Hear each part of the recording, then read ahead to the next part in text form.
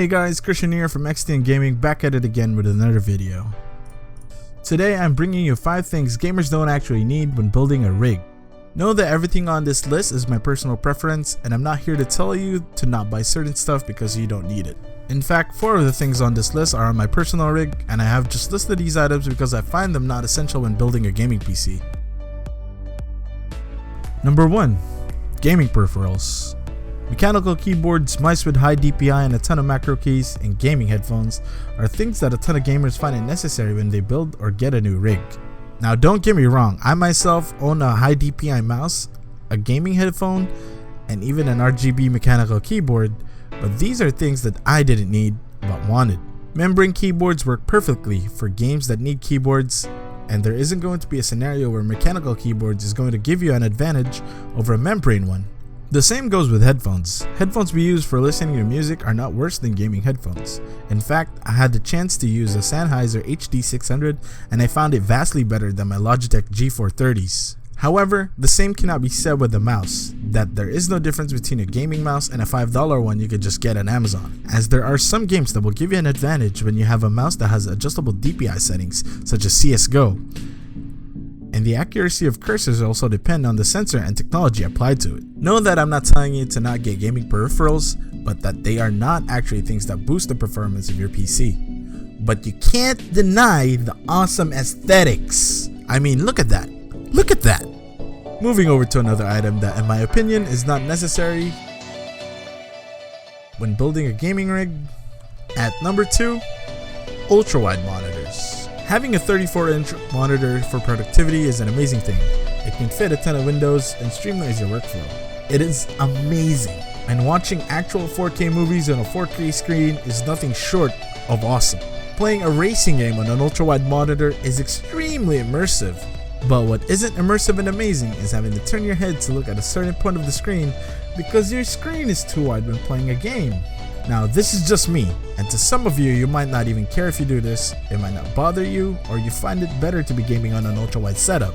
But for me, I don't find it comfortable to play on anything bigger than a 24-inch screen. Even on a 27-inch screen, I find it a little bit too big for me to comfortably notice everything on the screen.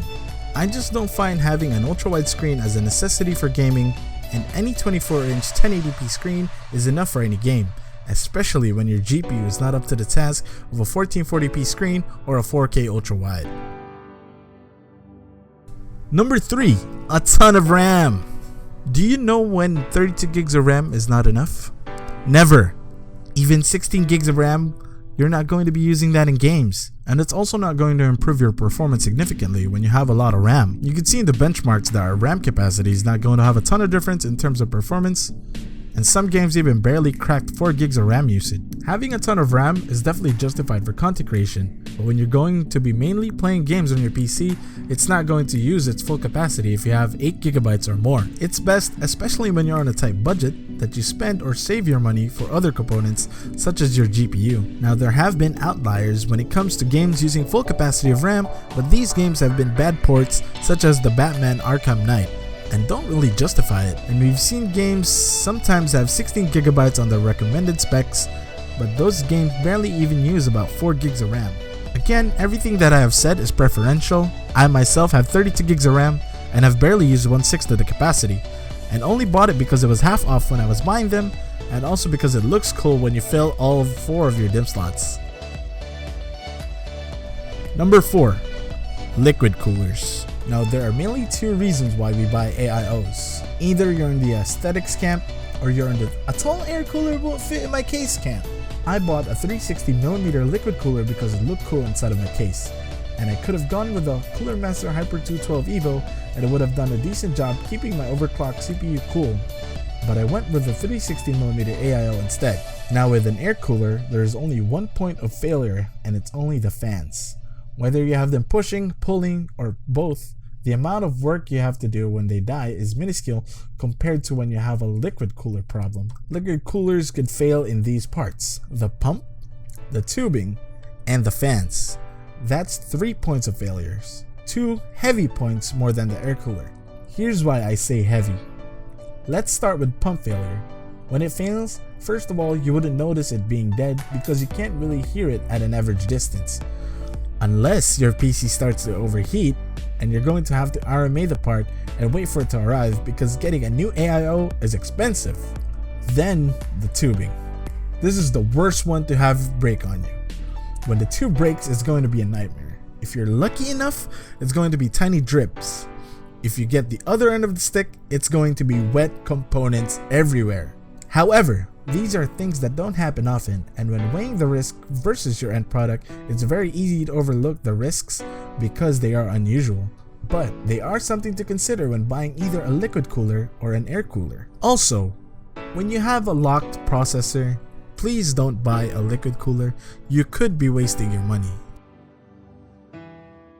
And last but not least, at number 5, an i7 processor. Your games depend on your GPU the most, and having a great processor definitely helps, but having an i7 for gaming is overkill. Most games are not going to be utilizing the hyper-threading feature of an i7, and the per-core performance of the i5 and the i7 is pretty on par with each other. Other processors like AMD's FX 8350 is going to perform as good as an i5, and for as long as you don't bottleneck your GPU with your CPU, like having an Intel G4400 dual-core CPU with a Titan X for an extreme example, you're going to be able to squeeze out every FPS you can with your GPU. The only instance I've seen where a high-end CPU was hindering the GPU was with DigitalFoundry's benchmark of The Witcher 3, where they ran a stock i5 6600K with a Maxwell Titan X and it was bottlenecking the GPU. However, once they overclocked the 6600K, it was pulling the same frame rates with a 6700K that was either on stock or overclocked. An i7 is definitely useful when it comes to rendering videos, but for gaming purposes, an i5 or any high-end AMD CPU is going to be enough for any game that you're going to run. And that's it for today's video, guys. Remember, the things I listed on this video are not facts. They are merely things that I find that are not necessary for building a gaming rig. Of the 5 things I mentioned here, I own 4 of them. You're free to disagree with me in the comment section down below and let me know why they are necessary for gaming, or let me know of anything that I've missed. It's definitely one of the best things about PC building. It's that there are no cookie cutter specs to how you're supposed to build your rig. With that being said, I have read your comments on my first video. Thank you for the kind comments and thank you for the feedback, for both supporting and disagreeing on the parts that I've chosen. Sorry if I haven't uploaded in a little bit. I had been a little bit busy this month, so I'm going to be making it up to you. I'm going to be uploading a second video this week. So leave a like if you liked it, subscribe for more content like this, leave a comment down below of anything really. This has been Christian, laters.